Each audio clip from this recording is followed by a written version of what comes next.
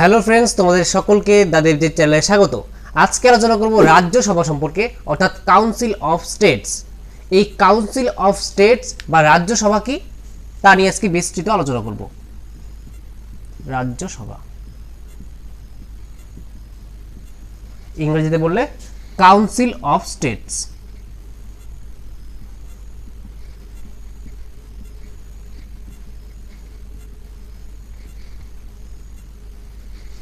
তাহলে এই রাজ্যসভা কি?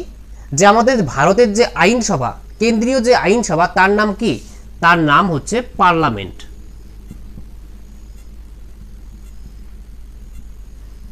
ঠিক আছে, তো তার নাম হচ্ছে পার্লামেন্ট।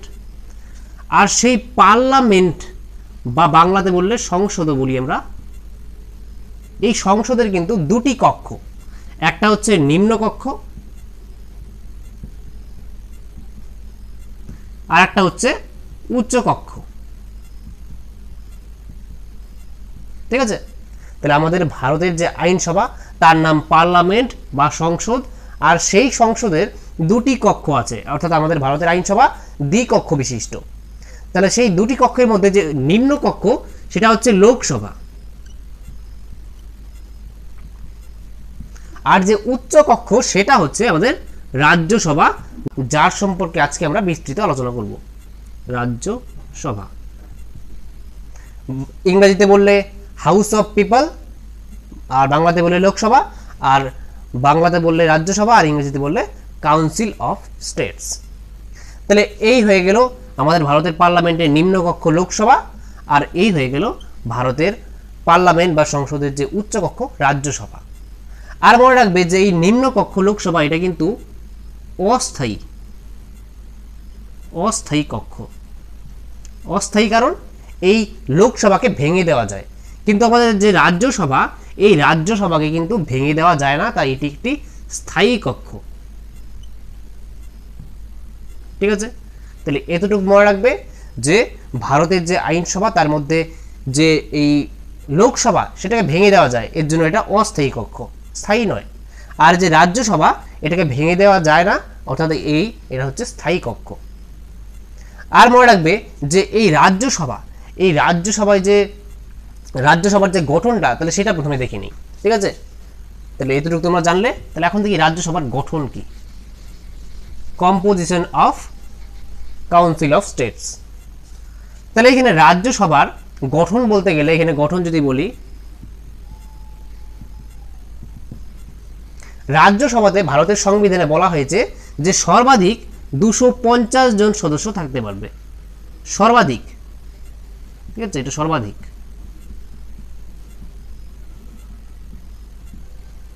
ঠিক আছে, কিন্তু বর্তমানে 250 জন সদস্য কিন্তু রাজ্যসভায় নেই। কতজন আছে বর্তমানে? আছে হচ্ছে 245 জন ভারতের আর কি যে রাজ্যসভা আছে সেই রাজ্যসভাতে। তাহলে ভারতের আইনসভার নাম পার্লামেন্ট, সেই পার্লামেন্টের যে উচ্চকক্ষ তার নাম রাজ্যসভা বা কাউন্সিল অফ স্টেটস, আর তার মধ্যে বর্তমানে যে সদস্য সংখ্যা আছে সেটা হচ্ছে 245 জন। আর কিন্তু সংবিধানে বলা হয়েছে যে আর কি সর্বাধিক 250 জন থাকতে পারে। কিন্তু এই যে সদস্য সংখ্যা, রাজ্যসভাতে কতজন সদস্য হবে সেটা কার উপর নির্ভর করে? যে ভারতে কোন রাজ্যে কতজন জনসংখ্যা আছে। তাহলে জনসংখ্যার উপরে ভিত্তি করে কিন্তু এই সদস্যরা আছে। ঠিক আছে, তার জন্য বর্তমানে 245 জন আছে। আর এই 245 জন যে সদস্য রাজ্যসভার, তারা কোথা থেকে আসে? মনে রাখবে যে এই 245 জনের মধ্যে আগে বলে নেই যে এখান থেকে সদস্যরা কিন্তু কিছু সদস্য মনোনীত আর কিছু সদস্য নির্বাচিত। তাহলে এখানের মধ্যে 245 জনের মধ্যে 233 জন কিন্তু নির্বাচিত। এটা হচ্ছে নির্বাচিত সদস্য। তাহলে বর্তমানে যে 245 জন সদস্য আছে রাজ্যসভায়, তার মধ্যে 233 জন কিন্তু নির্বাচিত সদস্য, অর্থাৎ এরা নির্বাচিত, অর্থাৎ এই সদস্যরা 233 জন, এই 233 জন যে সদস্য তারা নির্বাচিত হয়ে এসেছে। আর বাকি যে 12 জন সদস্য এরা কিন্তু মনোনীত হয়েছেন, মনোনীত। ঠিক আছে, এখন কার দ্বারা মনোনীত হয়েছেন? রাষ্ট্রপতির দ্বারা। তাহলে রাষ্ট্রপতি কিন্তু একটা রাষ্ট্রপতির ক্ষমতা আছে যে রাষ্ট্রপতি কিন্তু রাজ্যসভায় 12 জন সদস্যকে মনোনীত করতে পারেন, আর লোকসভাতে 2 জন সদস্যকে, সেটা হচ্ছে অ্যাংলো ইন্ডিয়ান। কিন্তু বর্তমানে যে আর কি বর্তমানে কিন্তু লোকসভাতে অ্যাংলো ইন্ডিয়ান যে তাদের যে আসনটা 2 জনের ছিল সেটাকে এখন বর্তমানে আর কি বাতিল করা হয়েছে। সেটা কত নম্বর আর্টিকেল আর কি কততম সংবিধান সংশোধনীর দ্বারা মনে রাখবে যে 104, এই 104তম যে সংবিধান সংশোধনী তার দ্বারা কিন্তু লোকসভাতে যে রাষ্ট্রপতির ক্ষমতা ছিল যে 2 জন অ্যাংলো ইন্ডিয়ান অর্থাৎ ইঙ্গ ভারতীয় সদস্যকে লোকসভায় আর কি মনোনীত করবে, সেটা কিন্তু বর্তমানে সেই সদস্য পদটা বাতিল করা হয়েছে। ঠিক আছে, তাহলে আমরা রাজ্যসভা সম্পর্কে আলোচনা করছি, তাই রাজ্যসভাতেই থাকি। যে রাজ্যসভাতে 245 জন সদস্য আছে, কিন্তু সংবিধানে বলা হয়েছে যে 250 জন সদস্য সর্বাধিক থাকতে পারেন। আর বর্তমানে ভারতের আর কি রাজ্যসভায় আছে 245 জন, তার মধ্যে 233 জন আছে নির্বাচিত আর 12 জন আছে মনোনীত। আর এই মনোনীত কে করেন? রাষ্ট্রপতি করেন। এখন এই 12 জন সদস্য মনোনীত যে করেন, কোথা থেকে করেন? মনে রাখবে যে সাহিত্য, বিজ্ঞান, তারপরে এখানের মধ্যে ক্রীড়া, সমাজসেবা, তাহলে এই সব জায়গা থেকে, এই সমস্ত জায়গা থেকে যে বিশিষ্ট ব্যক্তিদের তাদেরকে কিন্তু নিয়োগ করেন রাষ্ট্রপতি এই রাজ্যসভায়। যেমন আর কি সচিন টেন্ডুলকর, তাহলে সচিন টেন্ডুলকরকে কিন্তু রাজ্যসভায় এইভাবেই মনোনয়ন করা হয়েছে। তার আর কি ক্রীড়াতে তার আর কি অবদান ছিল, তাহলে ক্রীড়াতে অবদানের জন্য, গুরুত্বপূর্ণ অবদানের জন্য তাকে রাজ্যসভায় মনোনীত করা হয়েছে। ঠিক আছে, বোঝা গেল? তাহলে এমন সাহিত্য, বিজ্ঞান, ক্রীড়া, সমাজসেবা এইসব বিষয়ে যারা গুরুত্বপূর্ণ অবদান রেখেছে তাদেরকে কিন্তু রাষ্ট্রপতি মনোনীত করতে পারেন এই রাজ্যসভায়। তাহলে এতটুকু বোঝা গেল। আর এই যে নির্বাচিত সদস্যরা এরা কোথা থেকে আসবেন? মনে রাখবে যে এখানের যে সদস্যরা এখানে রাজ্য থেকেও আসবে, আবার কেন্দ্রশাসিত অঞ্চল থেকেও আসবে। কেন্দ্র শাসিত অঞ্চল, বোঝা গেল? তাহলে নির্বাচিত সদস্যরা রাজ্য থেকেও আসবে, আবার কেন্দ্রশাসিত অঞ্চল থেকেও আসবে, আর 12 জন সদস্য এটা। তাহলে এই গঠনটা একটু মনে রাখবে।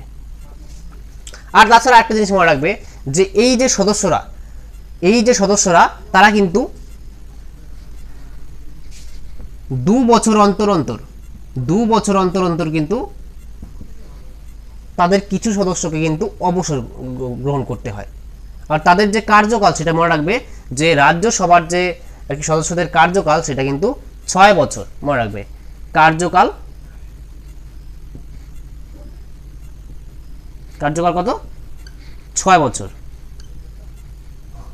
ঠিক আছে, লোকসভার যে সদস্যরা, লোকসভার সদস্যদের কার্যকাল সাধারণত 5 বছর থাকে, কিন্তু তার মাঝখানে কিন্তু লোকসভা যদি ভঙ্গ হয়ে যায়, লোকসভাকে যদি ভেঙে দেয় রাষ্ট্রপতি, তখন কিন্তু তার আগেই তাদের আর কি কার্যকাল সমাপ্তি হয়ে যাবে। কিন্তু রাজ্যসভাতে কিন্তু সেটা তেমন হয় না। রাজ্যসভাতে কিন্তু এই রাজ্যসভাকে ভেঙে দেওয়া যায় না, তাই প্রত্যেক সদস্যের টার্ম কত বছর থাকে? 6 বছর করে থাকে, এটা মনে রাখবে। তাহলে এই 6 বছরের মধ্যে 6 বছর পর পর কিন্তু তাদেরকে অবসর গ্রহণ করতে হয়। কিন্তু 2 বছর পর পর, এই প্রত্যেক 2 বছর অন্তর কি হয় বলতো? যে রাজ্যসভা থেকে যতজন সদস্য আছে সেই সদস্যের 3/1 অংশ, ঠিক আছে, 3/1 অংশ সদস্য কিন্তু অবসর গ্রহণ করে। তাহলে প্রত্যেক 2 বছর অন্তর অন্তর 1/3, এটাকে বললে 1/3 সদস্য, 1/3 সদস্য কিন্তু অবসর গ্রহণ করে। তাহলে যদি কোশ্চেন আসে যে রাজ্যসভাতে 2 বছর অন্তর অন্তর কত সদস্য আর কি অবসর গ্রহণ করে, তাই মনে রাখবে 1/3 সদস্য বা 3/1 সদস্য, এতটুকু মনে রাখবে। আর রাজ্যসভার যে সদস্যদের কার্যকাল সেটা কিন্তু 6 বছর। মনে রাখবে এটা কিন্তু 5 বছর না, লোকসভার 5 বছর, কিন্তু রাজ্যসভার হচ্ছে 6 বছর প্রত্যেকের কার্যকাল। এখন পরে আসি যে নির্বাচন কিভাবে হয়। ঠিক আছে, যে নির্বাচনটা কিভাবে হয় সেটা দেখানো। রাজ্যসভার সদস্যরা কিভাবে নির্বাচিত হন। নির্বাচন তাহলে রাজ্যসভার যে সদস্যরা তারা কিভাবে নির্বাচিত হন, যে কারা কারা ভোট দিতে পারবেন আগে সেটা বলে নিই। যে এই নির্বাচনে রাজ্যের বিধানসভার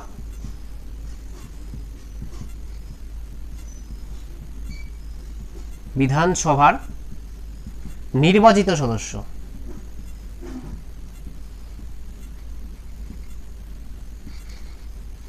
ঠিক আছে, রাজ্যের বিধানসভার নির্বাচিত সদস্য এবং কেন্দ্রশাসিত অঞ্চল, দুটি কেন্দ্রশাসিত অঞ্চল আছে যাদের বিধানসভা আছে, সেখান থেকেও কিন্তু নির্বাচিত সদস্যরা এই রাজ্যসভার সদস্যদের আর কি নির্বাচনে অংশগ্রহণ করে থাকে। ঠিক আছে, তাহলে রাজ্যের বিধানসভা যে আছে, প্রত্যেকটা রাজ্যে কি আছে, রাজ্যের যে আইনসভার নাম, সেই রাজ্যের আইনসভার নাম বিধানসভা। তাহলে সেই বিধানসভার মধ্যে যে নির্বাচিত সদস্যরা আছে, সেই নির্বাচিত সদস্যরা কিন্তু এই রাজ্যসভার সদস্যদের নির্বাচিত করেন। এবং দিল্লি আর পুদুচেরি এই দুটি কেন্দ্রশাসিত অঞ্চলেও কিন্তু বিধানসভা আছে। তাহলে এই যে দুটি কেন্দ্রশাসিত অঞ্চলে বিধানসভা আছে, এই দুটি কেন্দ্রশাসিত অঞ্চলের বিধানসভার যে নির্বাচিত সদস্যরা তারাও কিন্তু এই রাজ্যসভার যে সদস্যরা নির্বাচিত হয়ে আসেন, অর্থাৎ 233 জন সদস্য নির্বাচিত হয়ে আসেন। তাহলে সেই 233 জন সদস্য যে নির্বাচিত হয়ে আসেন, সেই সদস্যদের নির্বাচন করেন কারা, প্রত্যেকটা রাজ্যের যে বিধানসভার সদস্যগণ, নির্বাচিত সদস্যগণ, এবং দিল্লি ও পুদুচেরিরও বিধানসভার নির্বাচিত সদস্যগণ। বোঝা গেল যে কারা কারা ভোট দিতে পারবে রাজ্যসভার সদস্যদের আর কি নির্বাচনের সময়।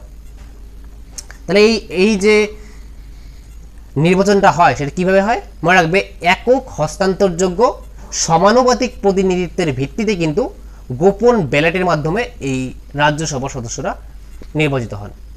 তাহলে এখানে লিখে দিচ্ছি একক হস্তান্তরযোগ্য।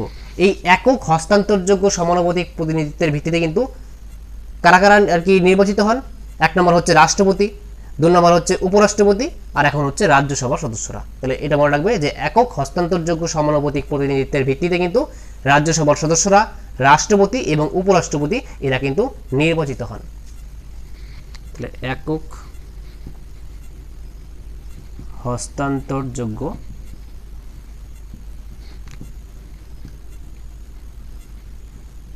সমানুপাতিক প্রতিনিধিত্বের ভিত্তিতে নির্বাচিত হন। ঠিক আছে, এতটুকু মনে রাখবে নির্বাচন পদ্ধতিটা কি। আর যদি তোমরা দেখতে চাও যে রাষ্ট্রপতি নির্বাচন কিভাবে হয়, আমি সেই বিষয়ে আলোচনা করেছি আগেই, যে রাষ্ট্রপতি কিভাবে নির্বাচিত হয়, তোমরা চ্যানেলে গিয়ে সেই ভিডিওটাও দেখতে পারো। ঠিক আছে, এখন আর আলোচনা করলাম না। তারপরে এখন দেখো যে যোগ্যতা কি লাগে। রাজ্যসভার যদি সদস্য হতে চায় কোনো ব্যক্তি, তাহলে তার যোগ্যতা কি লাগে। যোগ্যতার মধ্যে ধরবে যে সেই পদপ্রার্থীকে 30 বছর হতে হবে, কমপক্ষে 30 বছর, কমপক্ষে। ঠিক আছে, তাহলে কমপক্ষে 30 বছর সেই ব্যক্তিকে, অর্থাৎ সেই পদপ্রার্থীকে হতে হবে যিনি রাজ্যসভার আর কি রাজ্যসভার সদস্য হতে চান। আরেকটা হচ্ছে যোগ্যতার মধ্যে যে ভারতীয় নাগরিক হতে হবে। তাহলে এটা তো মাস্ট যে ভারতীয় নাগরিক হতে হবে। তাহলে যোগ্যতার মধ্যে এই দুটি মনে রাখবে। আর লোকসভার যে সদস্য যদি হতে চায় কেউ, লোকসভার নিম্নকক্ষের, তখন কিন্তু তাকে 30 বছর না, তখন তাকে 25 বছর হতে হবে। তাহলে পার্থক্যটা মনে রাখবে যে আমাদের যে আইনসভা, ভারতের আইনসভার নাম পার্লামেন্ট বা সংসদ, আর সেই সংসদের দুটি কক্ষ, একটা লোকসভা একটা রাজ্যসভা। যদি কেউ লোকসভার সদস্য হতে চায় তাহলে তার 25 বছর লাগবে আর কি কমপক্ষে। আর যদি কেউ রাজ্যসভার সদস্য হতে চায় তাহলে তার কমপক্ষে 30 বছর দরকার আছে। ঠিক আছে, তাহলে এই যোগ্যতাটা মনে রাখবে।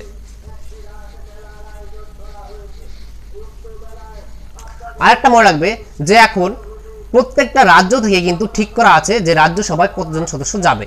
যে 2026 পর্যন্ত কিন্তু আর কি বলা আছে যে আর কি প্রতিনিধি কোন রাজ্য থেকে কতজন যাবে রাজ্যসভায়, সেটা ঠিক করা আছে। যেমন উত্তরপ্রদেশ থেকে সবচেয়ে বেশি সদস্য রাজ্যসভায় যাবে। উত্তরপ্রদেশ থেকে কতজন সদস্য যাবে রাজ্যসভায়, অর্থাৎ কতজন সদস্য রাজ্যসভায় থাকে উত্তরপ্রদেশ থেকে? মনে রাখবে 31 জন সদস্য। তাহলে সবচেয়ে বেশি সদস্য হচ্ছে উত্তরপ্রদেশ থেকে, কারণ উত্তরপ্রদেশের জনসংখ্যা সবচেয়ে বেশি। তাহলে যেই রাজ্যের জনসংখ্যা যত বেশি সেই রাজ্য থেকে প্রতিনিধির সদস্য সংখ্যাও তত বেশি। ঠিক আছে? রাজ্যসভার সদস্যরা কি করবে? জনগণের হয়ে প্রতিনিধিত্ব করে। তাহলে সেই জনগণের হয়ে প্রতিনিধিত্ব করে রাজ্যসভাতে। তারপরে রাজ্যসভা কি করে? যে আমাদের ভারতের আইনসভার নাম পার্লামেন্ট, আর পার্লামেন্টের দুটি কক্ষ লোকসভা, রাজ্যসভা। আর সেখানে কি হয়? আইনসভায় আইন পাস হয়। তাহলে আইন তৈরি করতে গেলে, জনগণের জন্য আইন তৈরি করতে গেলে জনগণের হয়ে যারা সেখানটা আইন তৈরি করবে তারাই হচ্ছে এই রাজ্যসভার সদস্য, লোকসভার সদস্য। তাহলে জনগণ যেখানে বেশি সেখানের থেকে প্রতিনিধিত্বর সংখ্যাও বেশি যাবে, তাই তো? এই জন্য উত্তরপ্রদেশ থেকে 31 জন সদস্য কিন্তু রাজ্যসভায় আছে। আর দ্বিতীয় নম্বরে আছে হচ্ছে মহারাষ্ট্র। মহারাষ্ট্র থেকেও 19 জন সদস্য যায় রাজ্যসভায়, মহারাষ্ট্র। ঠিক আছে? 19 জন সদস্য। আর আমাদের যে রাজ্যটা অর্থাৎ পশ্চিমবঙ্গ থেকে, সেটা তোমাদের জানতে হবে। সবগুলো রাজ্যের কথা জানতে হবে না, যে কোন কোন রাজ্য থেকে ভারতের 28টি রাজ্য, 28টি রাজ্য থেকে রাজ্যসভায় কতজন সদস্য যায় সেটা জানার কোনো প্রয়োজন নেই। সবচেয়ে বেশি কোন রাজ্য থেকে যায় এবং আমাদের রাজ্য থেকে অর্থাৎ পশ্চিমবঙ্গ থেকে, পশ্চিমবঙ্গ থেকে পশ্চিমবঙ্গ থেকে কতজন সদস্য রাজ্যসভাতে যায় সেটা তোমাদের জানতে হবে। তাহলে পশ্চিমবঙ্গ থেকে রাজ্যসভায় সদস্যর সংখ্যা হচ্ছে 16 জন, অর্থাৎ 16 জন সদস্য কিন্তু রাজ্যসভাতে যায় পশ্চিমবঙ্গ থেকে। তাহলে এতটুকু বোঝা গেল। তারপরে দেখো যে এখন সভাপতি, যেমন লোকসভা পরিচালনা করার জন্য থাকেন হচ্ছে স্পিকার বা অধ্যক্ষ, ঠিক তেমনি রাজ্যসভা পরিচালনা করার জন্য যিনি থাকেন তাকে বলা হয় সভাপতি। তাহলে সেই সভাপতিত্ব কে করেন? তাহলে সেই যে সভাপতি, এখানে সভাপতি, তাহলে এখানে রাজ্যসভার সভাপতিত্ব কে করেন? মনে রাখবে ভারতের যে উপরাষ্ট্রপতি থাকে, ভাইস প্রেসিডেন্ট, তিনি কিন্তু রাজ্যসভার সভাপতি, অর্থাৎ রাজ্যসভার চেয়ারম্যান ধরতে পারো।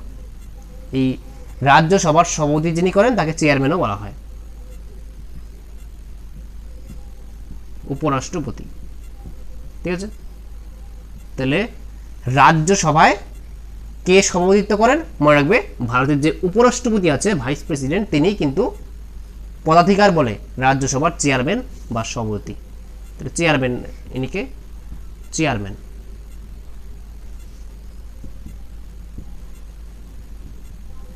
ঠিক আছে?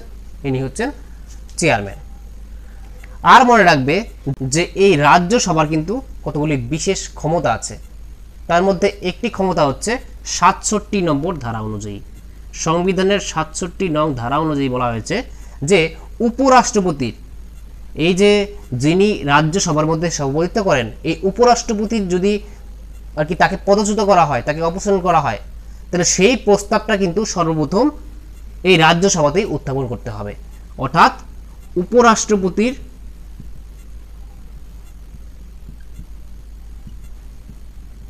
পদচ্যুতির প্রস্তাব বা অপসারণের প্রস্তাব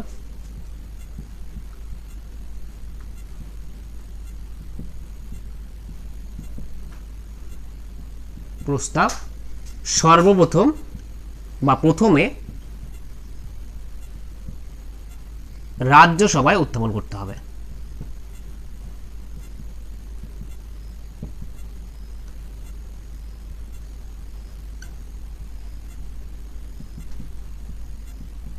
ঠিক আছে? তাহলে উপরাষ্ট্রপতিকে যদি তার পদ থেকে সরানো হয়, অর্থাৎ পদচ্যুত করা হয়, তাহলে যেই কারণে করা হোক না কেন, অর্থাৎ যদি সংবিধান ভঙ্গের কারণে তাকে তার পদ থেকে সরানো হয়, তাহলে সেই যে প্রস্তাবটা সেটা কিন্তু প্রথমে রাজ্যসভাতেই উত্থাপন করতে হবে, লোকসভাতে নয়। লোকসভার কিন্তু এই ক্ষমতাটা নেই যে ধরো উপরাষ্ট্রপতিকে তার পদ থেকে সরানো হবে, সেই প্রস্তাবটা প্রথমে লোকসভাতে উত্থাপন করা হবে, কিন্তু না। সংবিধানের 67 নম্বর ধারায় বলাই আছে যে এটা একটা রাজ্যসভার বিশেষ অধিকার, যে উপরাষ্ট্রপতিকে যখনই তার পদ থেকে সরানো হবে, তার যে প্রস্তাবটা সেটা প্রথমে রাজ্যসভাতেই উত্থাপন করা হবে। তারপরে রাজ্যসভায় যদি পাশ হয়ে যায়, তারপরে শুধু সেটা অনুমোদনের জন্য লোকসভাতে যাবে। বুঝা গেল?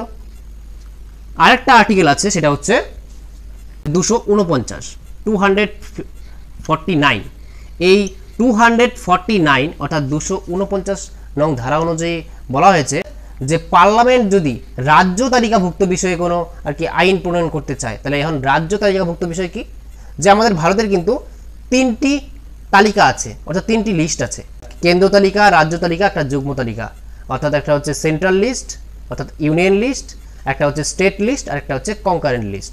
তাহলে এই 3টা লিস্টে অর্থাৎ কেন্দ্র তালিকায় শুধুমাত্র কেন্দ্রীয় যে আইনসভা পার্লামেন্ট, সেই পার্লামেন্টের আইন প্রণয়নের ক্ষমতা আছে। তারপরে যে স্টেট লিস্ট অর্থাৎ রাজ্য তালিকা, সেই রাজ্য তালিকাভুক্ত বিষয়ের মধ্যে আর কি শুধুমাত্র রাজ্যের যে আইনসভা, সেই রাজ্যের আইনসভা আর কি আইন প্রণয়ন করতে পারবে। আর যে কনকারেন্ট লিস্ট অর্থাৎ যুগ্ম যে তালিকা আছে, সেই যুগ্ম তালিকাতে যে বিষয় আছে সেটাতে রাজ্য এবং কেন্দ্র 2 আইনসভা মিলেই কিন্তু আইন প্রণয়ন করতে পারে। আর এখানে বলা হয়েছে 249 নম্বর ধারায় যে রাজ্য তালিকাভুক্ত বিষয়ে যদি আইন প্রণয়ন করতে চায় পার্লামেন্ট, রাজ্য তালিকাভুক্ত বিষয়ে আইন প্রণয়নের ক্ষমতা রাজ্যের আইনসভার, কিন্তু যদি পার্লামেন্ট চায় তাহলে সেই যে প্রস্তাবটা সেটা কিন্তু প্রথমে রাজ্যসভায় উত্থাপন করতে হবে। বোঝা গেল? তাহলে এটা হয়ে গেল রাজ্যসভার বিশেষ ক্ষমতা বলতে পারো। তাহলে প্রথমে হচ্ছে এখানে 67 নম্বর ধারা অনুযায়ী উপরাষ্ট্রপতিকে যদি তারপর থেকে সরানো হয়, তাহলে সেই প্রস্তাবও প্রথমে রাজ্যসভায় উত্থাপন করতে হবে। আবার রাজ্য তালিকাভুক্ত বিষয়ে যদি আইন প্রণয়ন করতে চায় পার্লামেন্ট, তাহলে সেই বিষয়ে প্রস্তাবটা প্রথমে রাজ্যসভাতেই উত্থাপন করতে হবে। তাহলে এই ছিল আজকের আলোচনা। আশা করছি তোমরা রাজ্যসভা সম্পর্কে সবটা বুঝতে পেরেছো। ঠিক আছে? তাহলে তার আগের ভিডিওতে তোমরা এই চ্যানেলেই প্লেলিস্টে গিয়ে দেখবে যে ভারতের সংবিধান নামে একটা প্লেলিস্ট আছে। সেই ভারতের সংবিধানের যে প্লেলিস্ট আছে সেখানে ভারতের সংবিধানের প্রত্যেকটি ক্লাস কিন্তু করানো হচ্ছে। ঠিক আছে? তারপরে এই ক্লাসগুলির পরে কিন্তু এমসিকিউও কিন্তু করানো হচ্ছে।